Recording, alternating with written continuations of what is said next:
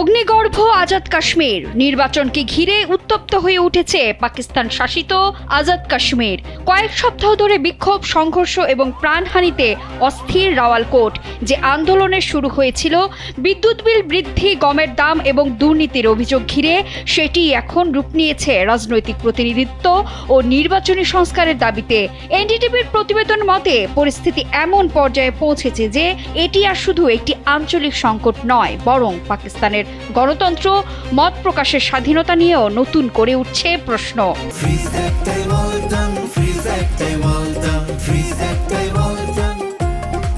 সবকিছু শুরু জুন মাসে। প্রথমে জীবনযাত্রার ব্যয় নিয়ে ক্ষোভে সাধারণ মানুষ রাস্তায় নামে। পরে সেই আন্দোলনের নেতৃত্ব দেয় যৌথ আওয়ামী অ্যাকশন কমিটি জেএএসি।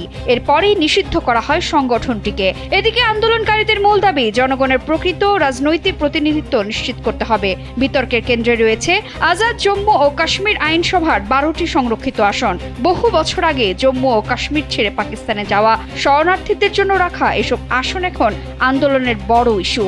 আন্দোলনকারীদের অভিযোগ, এই ব্যবস্থা বর্তমান বাসিন্দাদের রাজনৈতিক অধিকার ক্ষুণ্ণ করেছে এবং বাইরের প্রভাব বজায় রাখার হাতিয়ারে পরিণত হয়েছে। সাধারণ মানুষের দাবি শোনার পরিবর্তে কঠোর পথ বেছে নিয়েছে প্রশাসন। এদিকে রাওয়ালকোটের গেহেলটুপি এলাকায় নিরাপত্তা বাহিনীর অভিযানের সময় গুলির ঘটনায় বহু মানুষ নিহত ও আহত হওয়ার খবর প্রকাশিত হয়। বিভিন্ন সূত্রে নিহতের সংখ্যা 40 জনের বেশি বলে দাবি করা হচ্ছে। অন্যদিকে পাকিস্তান কর্তৃপক্ষের দাবি বিক্ষোভে সশস্ত্র গোষ্ঠীও জড়িয়ে পড়েছিল এবং নিরাপত্তা বাহিনীর উপর হামলা চালানো হয়। তবে আন্দোলনকারীরা সেই অভিযোগ প্রত্যাখ্যান করে বলছেন তাদের শান্তিপূর্ণ আন্দোলন দমন করতেই অতিরিক্ত শক্তি ব্যবহার করা হয়েছে।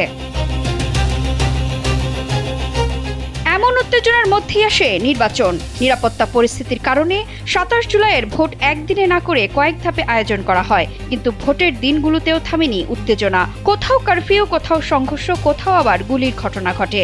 আন্দোলনকারীদের অভিযোগ, তাদের আপত্তি উপেক্ষা করেই নির্বাচনী প্রক্রিয়া এগিয়ে নেওয়া হয়েছে। আর সরকারের ভাষ্য, আইন শৃঙ্খলা রক্ষা করতেই এসব ব্যবস্থা নেওয়া হয়েছে।